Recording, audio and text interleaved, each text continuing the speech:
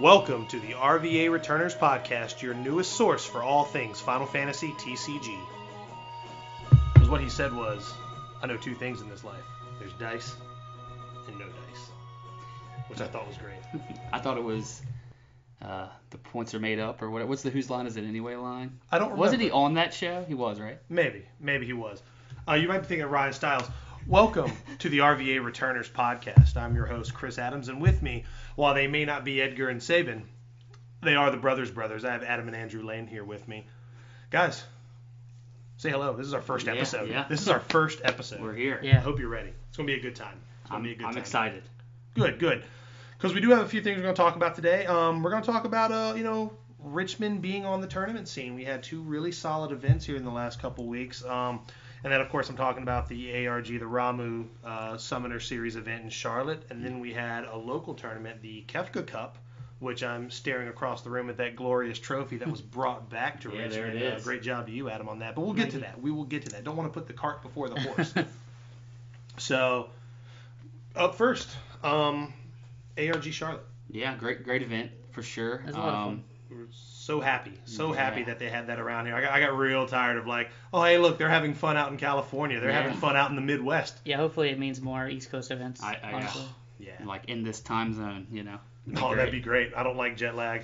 I don't like flying, so I don't really want to, travel too far out. The B.A. Baracus of the Final Fantasy TCG. Pretty much, man. Pretty much. But no, this event, when we first heard about it, I know it kind of started as hey, this isn't an official event. I don't even think was it officially an ARG event. I know there was a kind of a grassroots thing that happened with it. I think Cosmer kind of with their help through it, so I think it's technically is because it's on their website. Okay, perfect. Perfect. And it had ARG support, Yeah. You got yeah, ARG judges and stuff.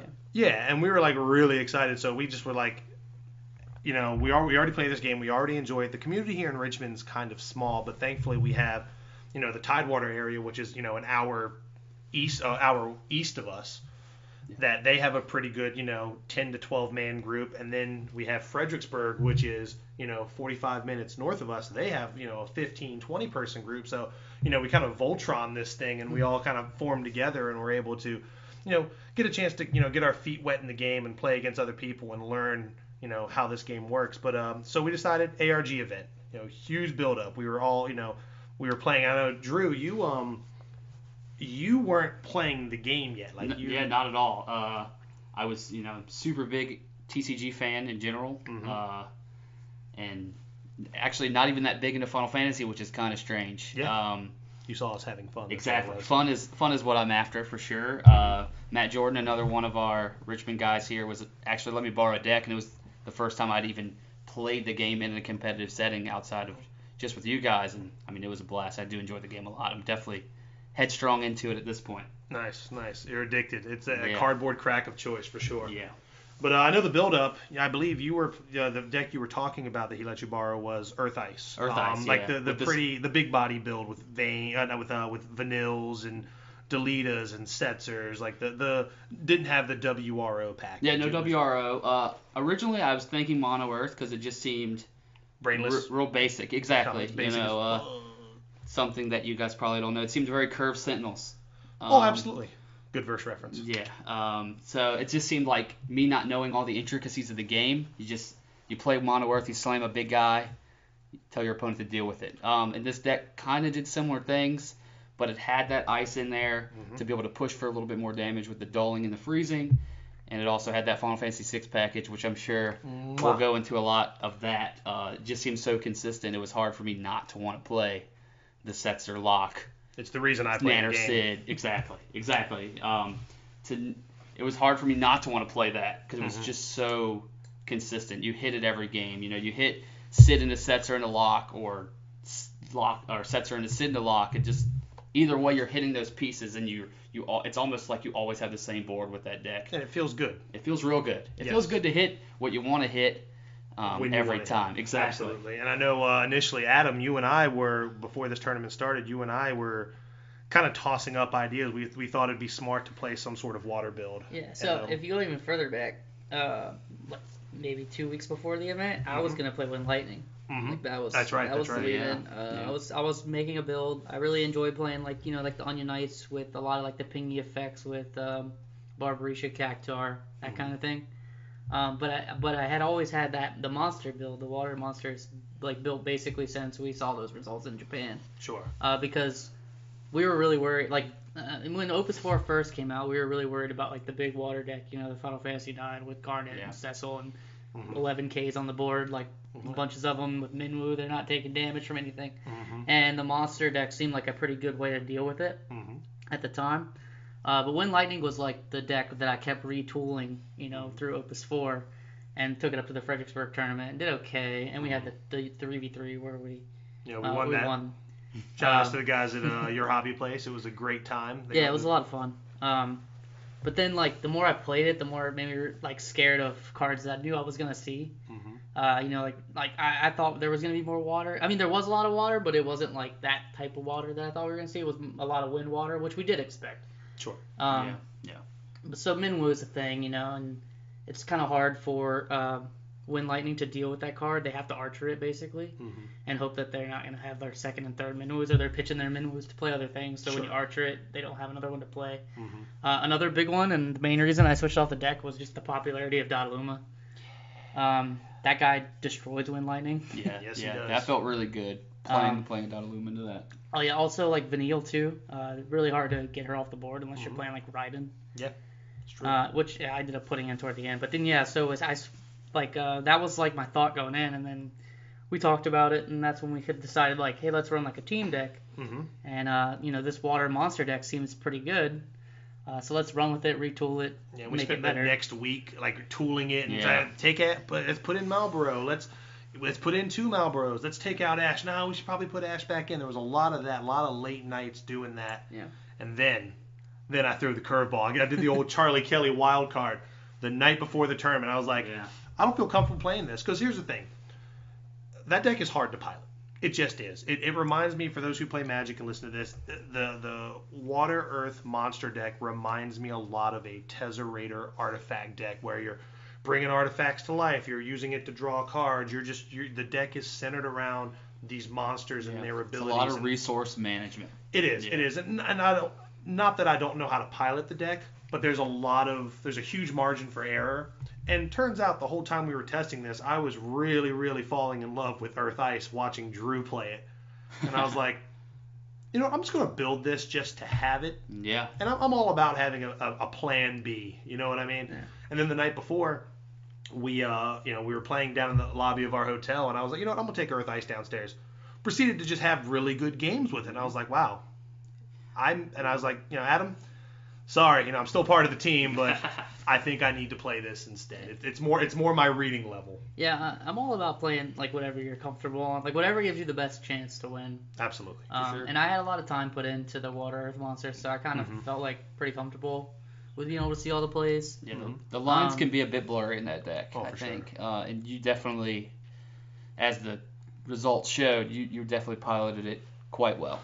For sure, and that's actually a great segue. So how we all finished at ARG. Drew, we'll start with you. Yeah, since I was the lowest, we'll go with No, me. I didn't mean it like that. Nah. So I finished right outside of the top table, so I was, I think, like 16th out of, 40 something? Yeah, you might have been right. You might have been right outside the top 16. Which isn't bad. I expected to do okay, I guess. Not knowing the intricacies of the game, I think playing as well as I did, I actually surprised myself. But like I said, the deck was just so consistent.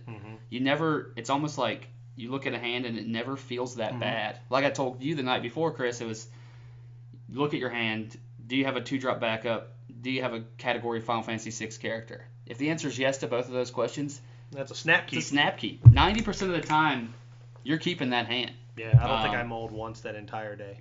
Yeah, you might not have won a lot of dice rolls. But I lost every single dice roll. But you almost never mulligan because you're not looking for a whole lot because the deck's going to hit, like I said before. My biggest issue was I didn't test enough against the standard units deck, the Water Wind. That one gave me a lot of trouble. There was a lot of that there. There's also a lot of Mono Lightning.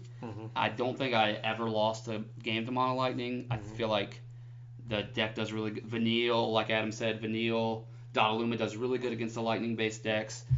So you go more Earth package with the Ice Earth. Mm-hmm. I felt all right for the most part. I think I did very well. Just a lot of interactions that I've never seen before, being new to the game at the time.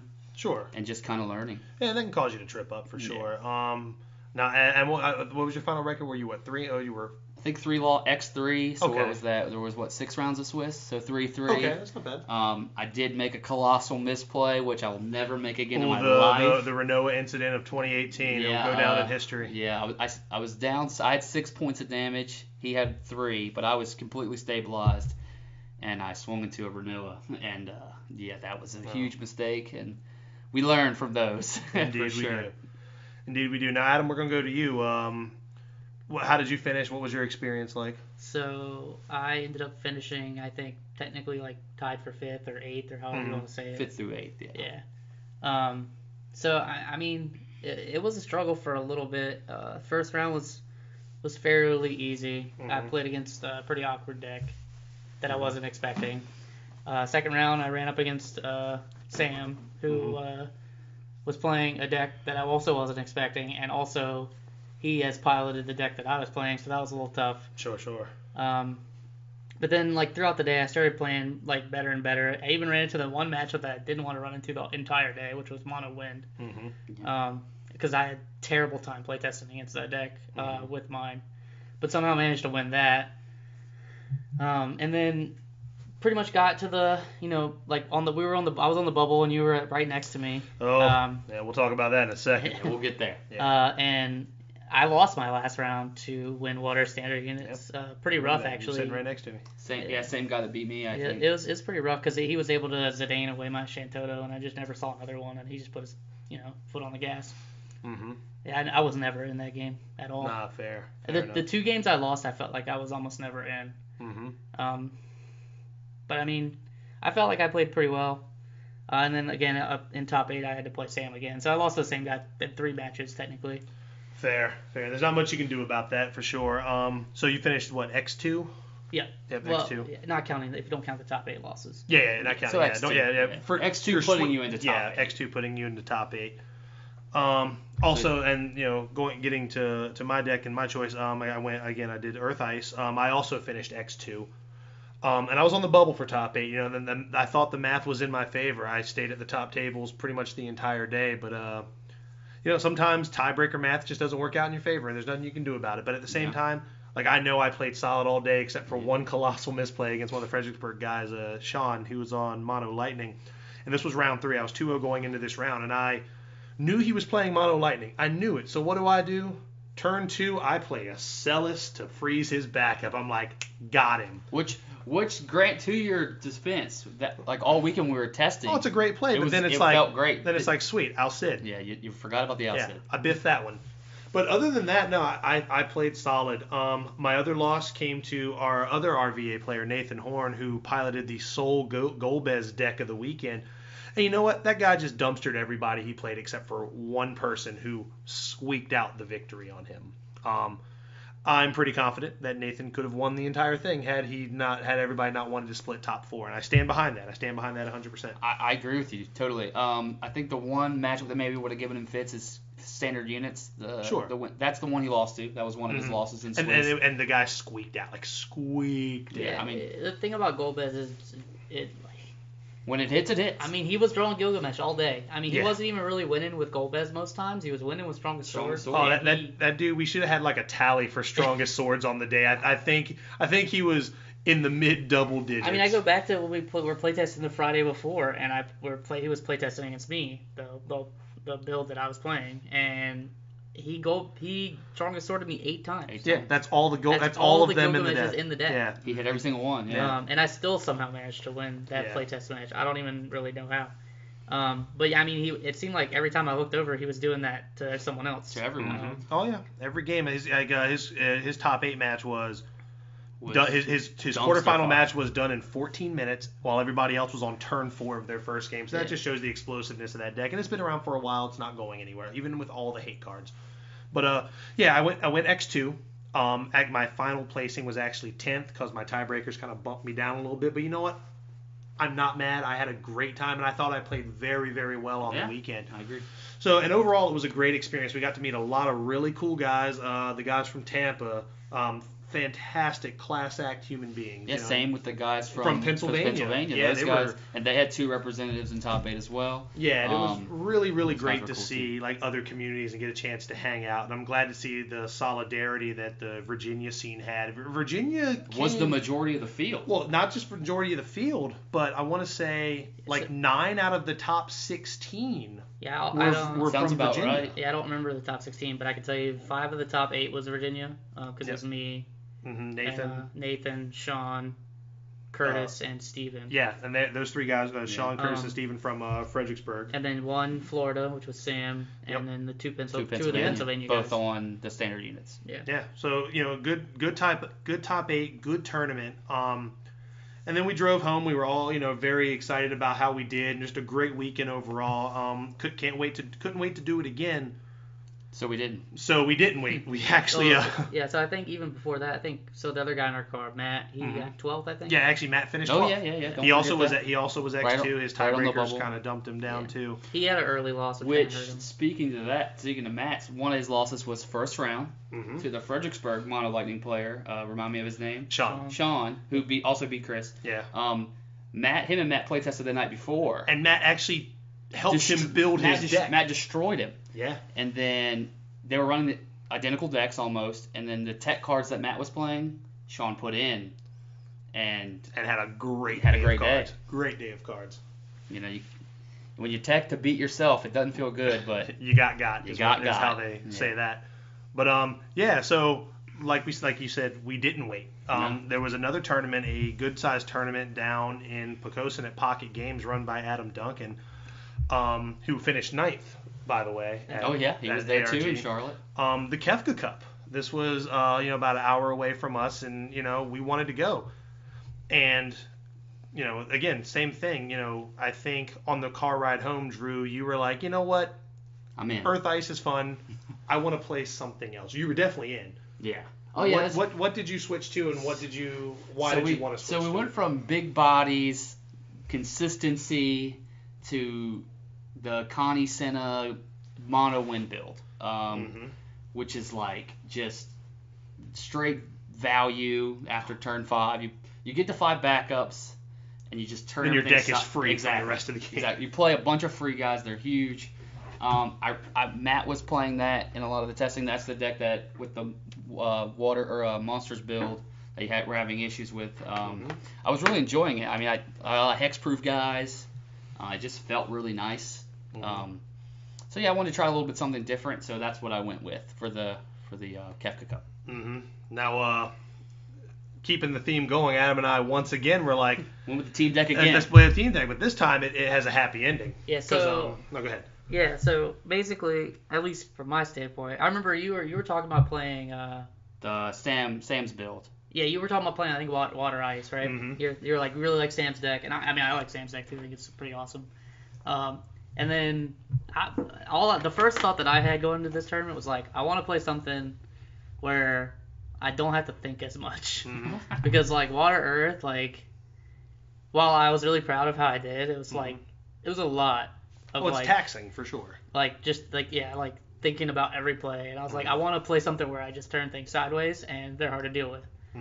And so you were like, yeah, I'm going to play Water Ice. And I was like, you know what? I think I'm just going to play Fire Earth. Yep. And then that's when the egg timer went off, because we remember down in Charlotte, another one of the Fredericksburg guys, Adam Street. Yeah, not Lane. Not to be confused with Adam Lane. We got the Battle of the Roads here. But he was playing this Earth Fire build that just was like Dataluma and pretty much Kefka Unbreakables. He wasn't really heavy on the Kefka. So he had like a little bit more like, I'm going to do a little, like he had like the Sages that like buffed your damage, and he had like VVs that were pinging. And he had the Cyan, and he had like he definitely had Kefka in the deck. And it wasn't the linchpin. Wasn't the focal point. It didn't really feel like that was the focus of the deck. It felt like he was just like, I'm going to play Fire Earth Final Fantasy VI, which was still our deck. It's the same thing.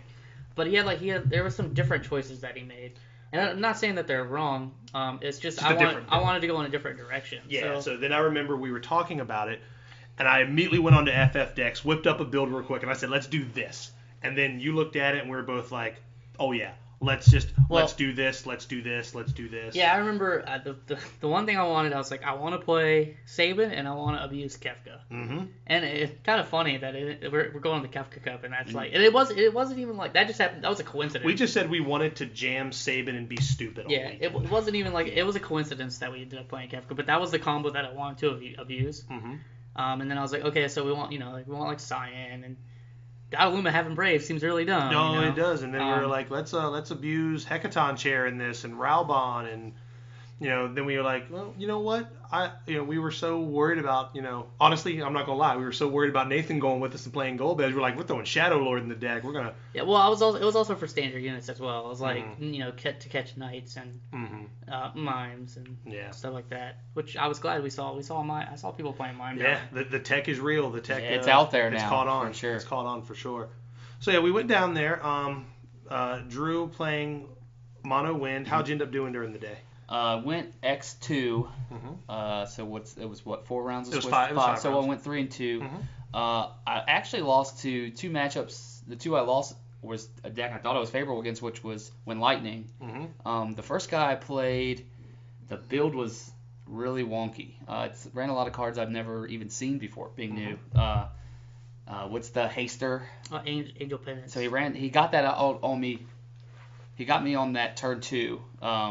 And just hasty guy coming in, for 3 points of damage, and I never could stop him. Mm-hmm. So then I finally the way the deck works is, I'm going to take early damage because I'm building my backups. Sure. Then I stabilize, and everyone's coming in free, like you said. Oh, absolutely. So I felt like I got the stabilization out, and then he ran a 2 backup combo. There was one that dealt 1k to all my backups, and then another one that made his guy unblockable. Mm-hmm. So he would do that to the Angel Penance, and then when the Angel Penance did damage, he could KO a damage forward, and he just kind of broke through that way. So he is playing Zemus and Dancer. So he got all that out on me. He was fully comboed out. Mm-hmm. I didn't hit the 4-drop backup that makes all the Connie Senna stuff free. Yep. That kind of hurt a little. I actually won every game where I hit both backups in Connie Senna. Mm-hmm. So that's just how the deck works. Mm-hmm. But yeah, against him I didn't hit it. And then the second When Lightning guy, he just drew gas, and I didn't have it. But Fair. I felt like the deck does well when it hits, but like I said, you need those pieces. Yep. And when you don't have it, you don't have it. Absolutely. And we're going to go out of order this time because, the results were a little bit different. I ended up, again, playing Earthfire and had a great time. We ended up going X1 in Swiss. And just the deck was just so much fun to play. There was not a game that went by. I lost my first round of Swiss, then I proceeded to just win out every round because it was just the deck was clicking on all cylinders. Like, you're 2 for 1-ing, 3 for 1-ing people with Dataluma and Saban using Hecaton Chair, using Kefka and like Lednar. Just, Lednar was such a house in this deck because it was like, cool, I'll block with Lednar. Are you going to pay the 2? Yeah. Okay, well, he's going to die. I'm just going to tap Kefka and make him a 10k anyway. Yeah. Oh, and by the way, before damage, I'm going to Hecaton Chair that other guy. So you were just all value all day long. Like my opponents could never get a board presence going. No, because we actually played round 3, I believe it was. Mm-hmm. And yeah, that's definitely how the deck feels. Yeah, and it was tough. And there were a couple great plays that having to get over some really big bodies by doing stuff like Rising Phoenix with Saban using the damage that Dataluma took to redirect to somebody else to wipe a big guy off the board. Like, there was just a lot of really neat plays that the deck can do. Like I said, ended up going X1 in Swiss. Lost my top 8 match to Big Blue, Big Water, which I think is a hard matchup for the deck because you can break their stuff all day long, but it's just going to come right back with Lina and Cognazzo's not the wall that he is. But a Cognazzo Scholar Cognazzo still hurts you. And that was to Hunter Nance, who I lost my top 8 match to him, who I actually beat at Charlotte, so he got his redemption match. So it was kind of cool. There was redemption on all sides. But I lost my quarterfinal match, and overall had a good day of cards, so I can't complain. Now, Adam, what about you? So I ended up winning the event. Squeaking into top 8, by the way. Yeah, actually, I was kind of worried that I wasn't even going to make top 8 because so I started out 3-0, And then went up against the guy that got second in Swiss. He was playing Mono Ice Discard, which I had beat the previous round, actually. Mm-hmm. This guy just. And that was the matchup that I was worried about going into the tournament, honestly, because I was like, they're just going to strip our hand and we're not going to have our combat tricks, which is like how the deck works. Mm-hmm. And so when I saw what he was playing, I was like, I'm just going to go real aggressive. So I turned 1 Yang Ursulid. Oh, yeah. And that I was real good, I was up really early. Like, I think I got 5 damage. Mm-hmm. I guess the thing of the day for me was I won, but I didn't really feel like I played that well. I misplayed a lot. Oh, man, dude. I wanted... Yeah. Oh, my God. I was sitting there next to you and during some of your matches, I wanted to, like... Oh. Yeah. I mean, I can't say anything because you did win the whole thing, but, man, those misplays. Boy, howdy. So I misplayed. I had 1 misplay against him, and he also misplayed that game as well, but his misplay I felt like was a little bit less detrimental. Because he whiffed on the flan, right? Yeah, That's he tapped a flan to search for a flan, not realizing that he had already pitched both his other flans. But I think I'm trying to remember the exact misplay. I tried to kill something and I miscalculated. Oh yeah, I went to swing and I miscalculated his Duke Larg, and he was 1k bigger than me. Ooh, so I was bluffing. Bad. I remember what it was. So I was bluffing a selfie, but I had 2 earth cards in hand, and so I was thinking that he wouldn't block, and if he blocked, we would trade. And that was what was going in my head, but I wasn't thinking about his Duke Larg. Ouch. So when I swung, he blocked, expecting me to selfie, but I didn't have it because it was like I was bluffing that I was just gonna, go over the top of him. And so I was like, okay, we trade, and then I realized that I was wrong, and I just lost my forward for no reason. And then he got a Sit-All Stain on me, like I think earlier than that just kind of turned the corner for him. Yeah. Because I was playing Hellbent the rest of it, like pretty much the rest of the game. Yeah. While Saban's unbeatable on the attack, he might as well just be a cocktail napkin on defense. He does not do anything. Yeah, so at that point I was 3-1, and I'm like, okay, all I gotta do is win, and I'm good, right? And so then I went to play my next opponent, which was Wind, Water, YRP, but it was like super heavy summon deck. I think he ran 12. Like I wasn't. I think it was more than 12. I wasn't expecting it to go against that. Like I know, like I still see the YRP in like the standard Unitish build or like the Bart's build, but it was like straight YRP. Like there was like it ran like Cecil and a few other things, but like almost no standard units outside, I think, of Ranger. But it was like no Arc or anything like that. So he like was playing around my forwards pretty well. He fanforded at Alita, and was able to like kind of hold my board back. And we went to deck out, and I lost because Riku milled me so many times. Yeah, I think I walked over after my round and I at least saw 6 or 7 Riku mills. Ouch. So I was basically I was getting like Riku milled every turn, and I was backup started that game, and I was afraid I wasn't gonna make the cut because I was 3-2 at that point, and I was the last I think it was the 7th person that made it in. Yeah. And then just managed to win all my matches from there. I did avenge both my losses. Yeah, I saw that. Even though the grand finals was there for the epic 40-minute stare down. Yeah, that was pretty funny. So yeah, there was a turn where I thought it was his turn and he thought he had passed to me, but I never heard it say pass. And there was no time limit in top 8. Yeah, and I come and sit down next to you guys, and like you look like you're deep in the tank, like thinking, all right, what are my options for attack? I remember. So I had Cyan, and I think I had Lednar, and he had Genesis, Setzer. Or no, I had Dodaluma, Cyan, Lednar. That was my board. Yeah. And he had Genesis, Setzer. Didn't he have Sarah, maybe Sarah or something like that? You think it was Sarah. And I thought he was trying to contemplate how he was going to try to attack my board. And I was trying to think about like what I was going to block with if he attacks. Like I was trying to think about like what attack he's going to make and where my blocks are going to go. You look deep in the tank for sure. And then like. But he was passing. So that was the thing. Right. Like he was passing. Well, and if I looked at him, it was like one of those things where I looked at him, looked at you, looked at him. I looked at him. He was like flicking his cards, but then like occasionally he would look at you. And like he's waiting for you to do something, but then he'd look back down at his cards, I don't know, like maybe he was measuring you out, like I don't know. Yeah. So, but then like it happens like for the 4th time, and I'm like, guys, whose turn is it? Yeah. Like the frustration took over. It was whose turn is it? And then that's when it was like, oh shit, is it my turn? Oh yeah, I passed. Oh, I didn't. That's when the game, the intermission ended, and it. Well, it was a 2-hour grand final. Yeah, it was a long. Well, it was also a 2.5-hour semifinal because he had played Hunter Nance for a good That guy while. went through the ringer. I asked him if he wanted to take a break in between matches because he had played so long. Yeah. And he did. He took one.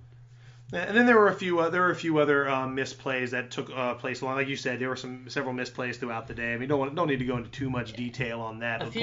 Most of my misplays were around Donnarumma. I think I could have abused things that I didn't abuse, or it was pretty much they were all around Donnarumma, like not using them properly. Yeah, the card's real good. Turns out if you play Earth or if you play any kind of Earth Splash, I feel like you're doing it wrong if there's no Donnarumma in your deck. Yeah, the guy's amazing. Saban did most of the work for me. I didn't get Kefka Saban as much as I wanted to. It was a factor for a few games, but and that's weird, like because you and I both had completely different experience with the deck. Like I Kefka Saban pretty much every game but my first loss, and the one guy I was playing the Earth Wind, the standard unit stuff, like the big standard units. Man, he tried to kill my Saban like 8 times. I had answers for it all game long. Yeah, my MVP was definitely Cyan. I Bushido Fang 4 times? 4 times, I think, in the event. Yeah. And that makes nobody on this planet twice in one happier game. than Twice myself. in one game. I double Cyan special in one game. Definitely the highlight of the Cyan was the Minerva for sure. Bushido Fang and Minerva at the end of main phase 2 felt pretty good. We abused that poor guy's Minerva. Yeah, I felt back bad. games he played against you guys. That was probably interesting for him. Like I was scared of it when I saw it hit the board, but then I was like, I realized I already had the Cyan in hand, so I was like, I'm gonna wait for him to do whatever he wants to do, and when he passes priority, I'm just gonna Bushido Fang Minerva and get her off the board. Yep. And that's when I had to do the play with the Rising Phoenix, ping the damage that Donnarumma took onto Minerva to kill it. So it was the tricky stuff. It was real tricky, and it was the only play that I had, or otherwise I probably would have lost that game because of Minerva. But overall, it was a great experience. Richmond brought the trophy back. We'd like, I know Adam Duncan really wanted to play, but he really fell on the sword and judged the event. It was a great time, great 2 weeks in a row for cards for us, and we're just excited to keep the train going. I know there's a lot of tournaments coming up. I know at this point that we're recording, a lot of the details for Boston have not been revealed yet or like released yet. We know it's a thing, but we just don't know. And we know it's at PAX, but we don't know like all the details or if we can register and things like that. But hopefully soon that will pop up. And I know they've already announced the Crystal Cup in Ohio. I'm actually going to that. I don't know if any of you guys can make it, but I'm definitely making the trip up for that. I wish I could, but I'm trying to look forward to other events like on the circuit. And that's just going to be one that I'm probably not going to be able to make. Yeah, for sure. All right, and guys, that was our first episode. We do appreciate you listening. Again, Richmond's here on the scene. We are really excited to get a chance, have the chance to get out there and meet new communities and play a game that we all really, really like, and it's a really solid game.